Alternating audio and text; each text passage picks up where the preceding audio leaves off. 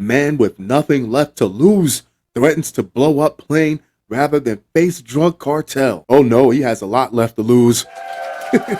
He wouldn't have pulled this stunt if he didn't. It wasn't that long ago the guy in Texas was bragging to everyone about how he stole $50,000 from a cartel. Not even 2 hours later, they found him, and that's where the trail goes cold. So the question is, who's getting in bed with these folks and then pooping said bed? A passenger on an Alaska Airlines flight, sounds like the beginning of a bad joke, headed to Seattle this week, who was arrested on charges of making a false bomb threat and forcing the plane to land at a different airport, claimed he did so to evade members of a cartel out to get him. Dealing with a cartel is a grown man's game. This is not your local drug dealer. These people are bringing in so much money, they don't care about giving you a chance to pay them back. A funny thing happened on the way to the market. Nope, you picked a terrible time to be irresponsible. It was a normal Wednesday on Alaska Airlines Flight 334, which departed from Seattle at about 3:30 p.m. on July 5th, according to court records, until a first-class passenger handed a flight attendant a note written on a paper receipt. There is a bomb on the plane. This is not a joke. The note said, several pounds of homemade explosives are in my carry-on bag. I have a detonator with me. Handle this matter carefully and exactly how I say. Otherwise, I will detonate the explosives and kill everyone on board. And of course, I'm genuinely relieved that this guy was only bluffing. This was an act of desperation. But my question is, if they were expecting him to be on a flight to Seattle, why would he even go to Seattle? Why not go to Denver, Las Vegas, Salt Lake City? Now, not only do you have a problem with the feds, you have a problem with the feds and the cartel. The flight attendant was directed in a note to notify the pilot and keep the issue to yourself. If the plane landed in Seattle, 38-year-old Brandon L. Scott wrote he would kill everyone on board, according to an affidavit written by an FBI agent and obtained by USA Today. Alaska Airlines said in a statement, 177 passengers and 6 crew members were on the plane. I want this plane rerouted from its destination in Seattle.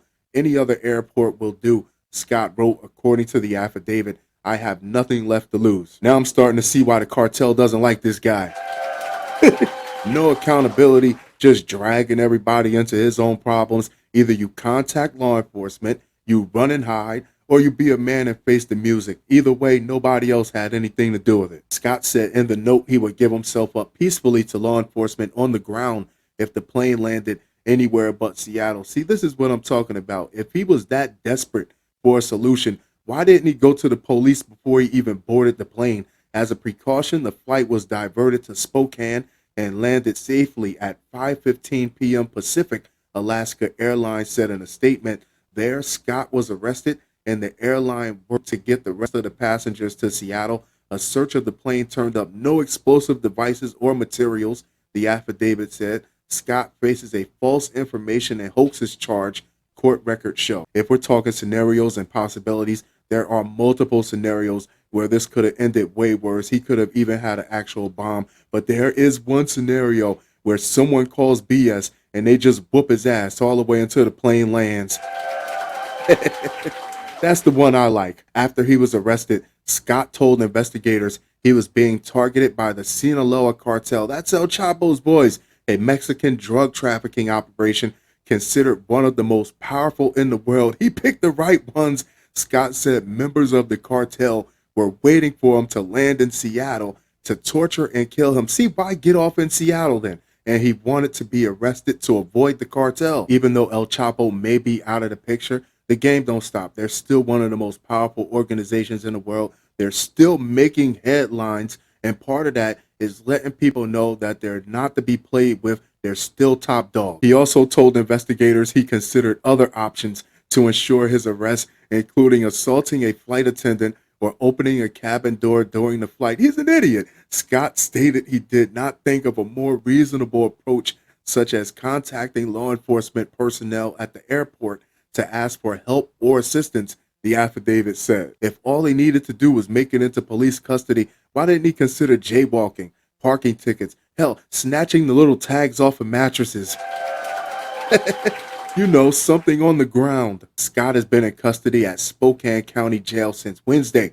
Jail records show. You think they don't have reach in there? It's not safe there either. John McIntyre, a lawyer representing Scott, told USA Today he didn't have a comment Friday as he had just been appointed to the case Thursday, but said Mr. Scott received threats against his life and feared what would happen if the plane landed in Seattle as scheduled. How many of you think he's getting death threats now?